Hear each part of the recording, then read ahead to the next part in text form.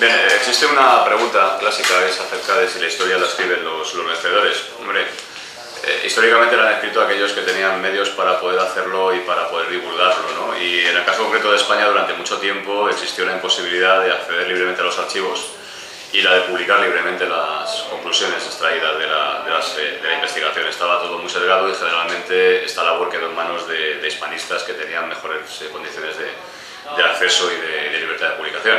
Yo creo que desde la transición democrática ha habido una vasta producción historiográfica y una investigación muy prolija y muy profunda en las universidades y que hoy en día no existen razones para pensar que la historia la tengan que escribir necesariamente los vencedores.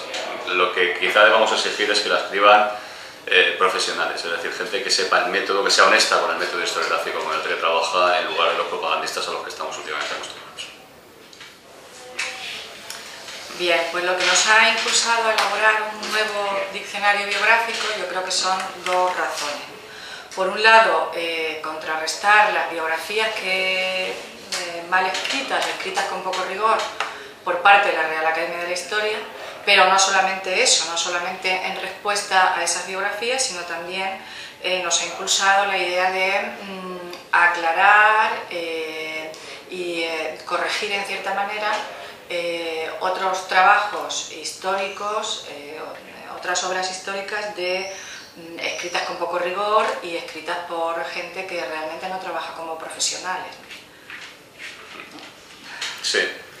Los criterios metodológicos que hemos utilizado en este trabajo colectivo han sido fundamentalmente los tendentes a cubrir un objetivo fundamental, que es el de criticar y en lo posible demoler los mitos que durante los últimos tiempos se han renovado en torno a la interpretación de la República, de la Guerra Civil y del franquismo, y hacerlo básicamente con la aportación de la evidencia de época, la evidencia documental que ya hoy en día es prácticamente plenamente accesible en cualquier caso, en lugar de fiarnos de las continuas reelaboraciones o de los debates de las corrientes secundarias, y por otra parte también el utilizar un lenguaje divulgativo que aproxime al ciudadano medio, al no especialista, al conocimiento de cada una de las entradas que hemos abordado en el libro. Bien, pues las novedades que aporta el diccionario respecto al de la Academia, pues yo creo que hay una fundamental, y es que el diccionario no es solamente un diccionario biográfico, sino que también es un diccionario de carácter cronológico y por tanto incluye entradas de carácter cultural, un grupo de entradas de carácter de temas culturales y otro grupo de entradas que corresponden a la República, la Guerra Civil y el franquismo. O sea que no solamente es la redacción de las vidas de los principales líderes o los principales protagonistas de la época, sino también aporta la descripción, el análisis y la reflexión sobre otros temas importantes de esos 50 años o de las décadas centrales del siglo XX en España. El tipo de lector al que va dirigido el diccionario es el ciudadano interesado en el conocimiento de la historia de su país, que tiene un criterio de calidad a la hora de aproximarse a una obra que le relate historiográficamente desde un punto de vista coherente, honesto y sistemático ese pasado, y en cierta medida estaríamos también muy, digamos, reconocidos y nos gustaría mucho que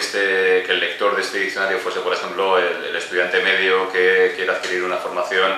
básica acerca de la historia de nuestro país, porque hemos intentado hacer el esfuerzo de un compendio de las principales aportaciones de aproximadamente medio siglo de la historia de España, que han quedado, yo creo que, bastante bien elaboradas y establecidas para este nivel. Bien, pues yo creo que la Real Academia de la Historia lo que hay es algunos, no vamos a decir todos, pero algunos historiadores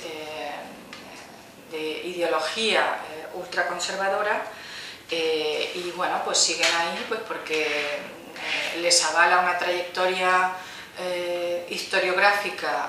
desde hace muchos años, han estado tradicionalmente situados en puestos importantes de poder en lo que se refiere a la profesión y bueno, pues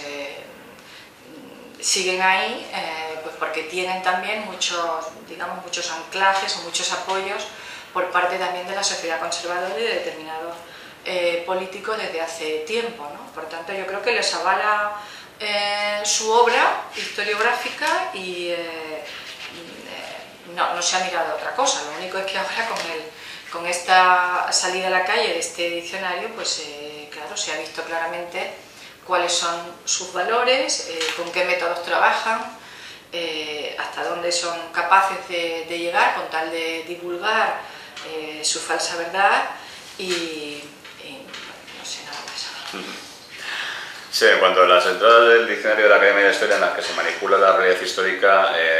se trata de un diccionario biográfico. Entonces, los perfiles que se han bosquejado acerca de algunas de las figuras más eminentes de la historia contemporánea española y sobre todo de las ligadas a la dictadura han sido realmente bastante faltas a la verdad. Es decir, porque además existe una bipolaridad muy marcada. Las biografías de personajes del ámbito republicano han sido trazadas con unos tintes peyorativos que son verdaderamente escandalosos, mientras que, por otra parte, biografías de líderes militares o políticos de la derecha o religiosos, y en concreto la de Francisco Franco Bahamonde, ha sido tratada con unos tintes, un aura de jefe de Estado providencial que prácticamente no se veía, desde luego, editada desde los tiempos gloriosos de la historiografía de los años 40 y 50. Es decir, en ese sentido, por lo tanto, es la labor de nuestro contradiccionario, por llamarlo así, ha ido dirigida a sentar de nuevo el perfil biográfico con criterios de carácter historiográfico de los personajes tratados en el diccionario de la Academia. Bien, ese revival pseudo histórico de libros y artículos de prensa, pues yo creo que se debe a que también hay un revival en la sociedad de carácter bastante conservador, ¿no? De tal manera que esto no es más que un fruto más, una ofensiva más de esa sociedad conservadora que ahora mismo tiene el poder, y tiene el poder en los medios de comunicación, y tiene el poder en el Parlamento, y tiene el poder económico, etcétera, ¿no? Por lo tanto, bueno, pues ahora es el momento de sentirse absolutamente apoyado y de tener la máxima divulgación posible, porque el resto de los poderes económicos, políticos, etcétera, mediáticos, pues están en auge, ¿no? Por tanto, creo que ese revival acompaña, no está solo, sino que acompaña a otro revival